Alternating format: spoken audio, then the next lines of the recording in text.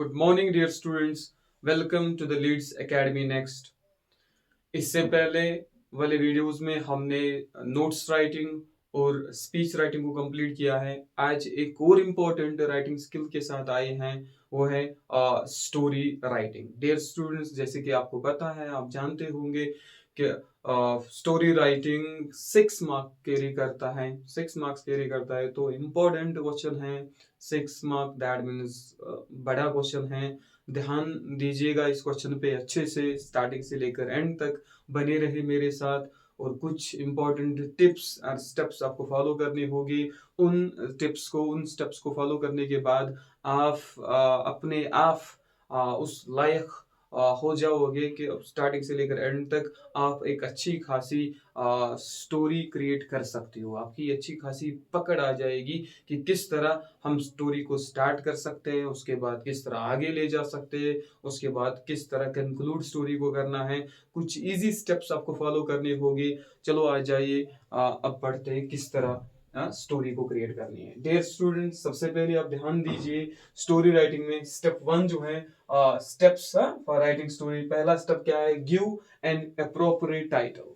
Dear students, जब आप story writing का क्वेश्चन देखोगे एग्जाम में, तो वहां पर आपको कुछ हिंट्स, एक पैराग्राफ दिया होगा, वहां पर शायद ब्लैंक्स में वो पैराग्राफ होता है। तो उसको पढ़ने के बाद आपको अंदाजा लगाना है, आपको गेस करना है। पढ़ने के बाद अपने आप, इतनी भी डिफिकल्ट स्टोरी नहीं होती है डियर स्टूडेंट्स, बहुत इजी स्टोरी होती है। गिवन वहां पर जो पैराग्राफ होगा, आपको आसानी से आप आइडेंटिफाई कर पाओगे कि स्टोरी का एक सूटेबल या अप्रोप्रिएट टाइटल क्या हो सकता है। First step and important step dear students, आपको क्या करना होगा, उस जो गिवन पैराग्राफ होगा क्वेश्चन में, उस पैराग्राफ को पढ़ने के बाद आपको एक appropriate title, that means heading of the story, title जो है वो आपको देना होगा सबसे पहले। तो give an appropriate title, step 1 यही है। वो पैराग्राफ पढ़ोगे और आप क्या करोगे, एक टाइटल दोगे, अप्रोप्रिएट टाइटल डियर स्टूडेंट्स। और इसमें कोई जल्दबाजी नहीं करोगे डियर स्टूडेंट्स, अच्छी तरह पढ़ोगे और सोच समझ कर एक अप्रोप्रिएट टाइटल आप दोगे। उसके बाद स्टेप नंबर 2 में आपको क्या करना होगा, मेन कैरेक्टर जो है उसको आइडेंटिफाई करना होगा। हाँ, ये इंपॉर्टेंट है, क्योंकि ये जो मेन कैरेक्टर है डियर स्टूडेंट्स, इसी पे बेस्ड पूरी स्टोरी है, इसी के इर्द गिर्द पूरी स्टोरी को घुमाना है, स्टार्टिंग से लेकर एंड तक डियर स्टूडेंट्स।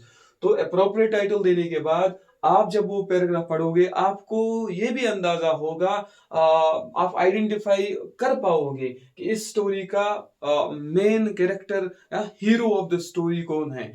उसको आइडेंटिफाई जब आप करोगे, उसके बाद आपको क्या करना होगा, स्टोरी स्टार्ट करनी होगी। Then start to write the story. और एक और इंपॉर्टेंट पॉइंट यहाँ पर याद रखोगे, सबसे पहले मैं एक और बार रिपीट करूं, पैराग्राफ पढ़ने के बाद क्वेश्चन में जो गिवन पैराग्राफ होगा, उसको पढ़ने के बाद आपके दिमाग में एक सूटेबल टाइटल आ जाएगा, अप्रोप्रिएट टाइटल दोगे आप, हेडिंग, टॉपिक का नाम दोगे, स्टोरी का नाम दोगे।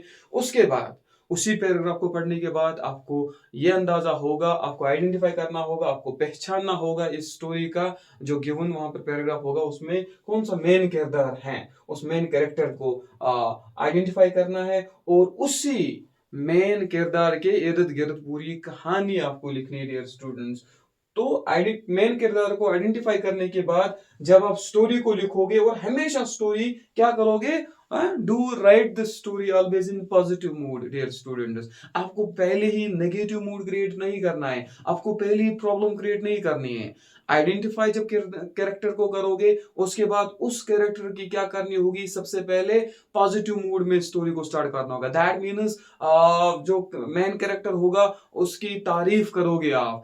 लाइक अगर से फॉर एग्जांपल अगर कोई किंग होगा, आप आइडेंटिफाई कर पाओगे कि एक किंग से रिलेटेड कोई स्टोरी क्रिएट करनी है, तो उस किंग की क्या करोगे, सबसे पहले पॉजिटिव मूड में स्टोरी स्टार्ट करोगे, आप उसकी तारीफ करोगे। इस तरह पॉजिटिव मूड में स्टोरी स्टार्ट हो सकती है। उसकी लॉयल्टी की आप तारीफ करोगे, उसकी सिंसियरिटी की आप तारीफ करोगे, उसकी ब्रेवरी की आप तारीफ करोगे। तो कहीं ना कहीं इस तरह या उसकी वो जो हेल्पफुल हमेशा रहता है, ऐसा आप वो जितने भी उसके सबॉर्डिनेट्स हैं, जहां पर उसका राज चल रहा है, वो वहां पर लोगों को क्या कर रहा है, उनको हेल्प कर रहा है, तो हेल्पफुल है, कहीं ना कहीं सिंसियर है, लॉयल है, ब्रेव है। इस तरह इन वर्ड्स का यूज करके आप क्या कर सकते हो, जो मेन कैरेक्टर होगा स्टोरी का, उसकी आप तारीफ कर पाओगे। तो स्टोरी इस मूड में उसकी तारीफ करनी है, इस तरह आप स्टोरी को पॉजिटिव मूड से स्टार्ट करोगे।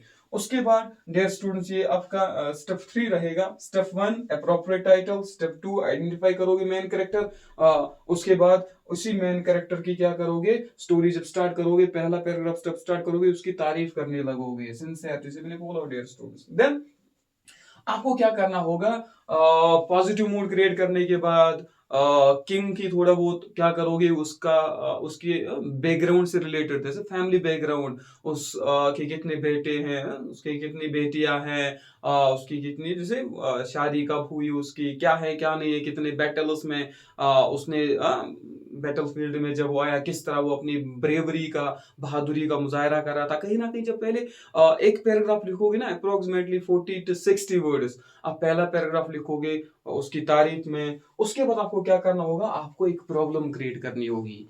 जब किसी स्टोरी में आप प्रॉब्लम क्रिएट करते हो ना, दैट मींस अब ये स्टोरी कंप्लीट वो मानी जाएगी कंप्लीट स्टोरी। अगर किसी स्टोरी में प्रॉब्लम क्रिएट नहीं होगी, दैट मींस वो स्टोरी कंप्लीट नहीं मानी जाएगी। तो जरूरी है दूसरे पैराग्राफ में, पहला पैराग्राफ जैसे मैंने पहले आपको बोला, दूसरा पैराग्राफ जब स्टार्ट करोगे तो आपको क्या करना होगा, आपको प्रॉब्लम क्रिएट करनी होगी डियर स्टूडेंट्स। कोई भी प्रॉब्लम आप क्रिएट करोगे, तो उसके बाद आप क्या, give appropriate solution. Problem create करने के बाद डियर स्टूडेंट्स आपको क्या करना होगा, उस प्रॉब्लम का आपको सोल्यूशन भी देना होगा। से फॉर एग्जांपल, अगर कोई किंग है, मान लो अचानक कोई उसके नेबर में जो किंग है उसने उस पे हमला किया, तो उसके बाद आपने प्रॉब्लम क्रिएट हुई, फिर क्या क्या बहुत सारे सोल्जर्स मारे गए, किंग खुद भी इंजर्ड हुआ, उसका बेटा था वो भी इंजर्ड हुआ, कहीं ना कहीं इस तरह आप प्रॉब्लम क्रिएट करोगे। उसके बाद आप सोल्यूशन भी दोगे कि वो जो किंग है उसने कौन से स्टेप्स उसके बाद उठाए अपने नेबर को डिफीट करने, उसको हराने के लिए, या उनको वो जंग जीतने के लिए उसने कौन से स्टेप्स उठाए, तो वो सोल्यूशन आप दोगे। प्रॉब्लम जब उस किंग को फेस करना पड़ा, मान लो किंग आपका मेन कैरेक्टर है, उसको जो प्रॉब्लम आई, कौन सी प्रॉब्लम आई, नेबर में जो किंग था उसने बादशाह पे हमला किया, उस किंग पे हमला किया, तो यहाँ से रिटेलिएट करने के बाद उसने कैसे उस जंग को क्या किया है, जीत में उसने जीत हासिल की है, कैसे वो जंग उसने जीत ली है। तो इसका मतलब आपको क्या करना होगा, प्रॉब्लम अगर हुई आपको प्रॉब्लम का क्या देना होगा, सोल्यूशन भी देना होगा डियर स्टूडेंट। देन आप क्या करोगे, फिर आता है तीसरा पैराग्राफ, कंक्लूजन पैराग्राफ। कंक्लूजन में आपको क्या करना होगा, moral of the story dear students, आपको इस स्टोरी से क्या लेसन मिला, वो भी आपको लिखना होगा डियर स्टूडेंट्स। तो कंक्लूजन में आप क्या करोगे, आप इस चीज पे फोकस करोगे कि आप मॉरल ऑफ द स्टोरी यहां पर एक्सप्रेस कर रहे हो डियर स्टूडेंट्स।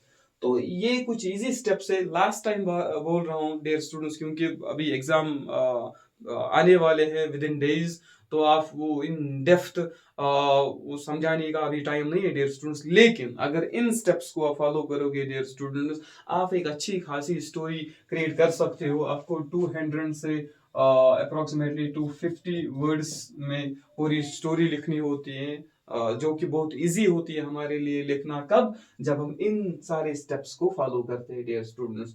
और एक दो बातें जो इम्पोर्टेंट हैं, जो आपको याद रखने हैं डियर स्टूडेंट्स, आपको क्या करना होगा, ये जो पूरी स्टोरी है ना, आपको हमेशा इसको पास्ट टेंस में लिखना होगा। पूरी स्टोरी को पास्ट टेंस में डियर स्टूडेंट्स, आप future tense present tense use नहीं करोगे डियर स्टूडेंट्स।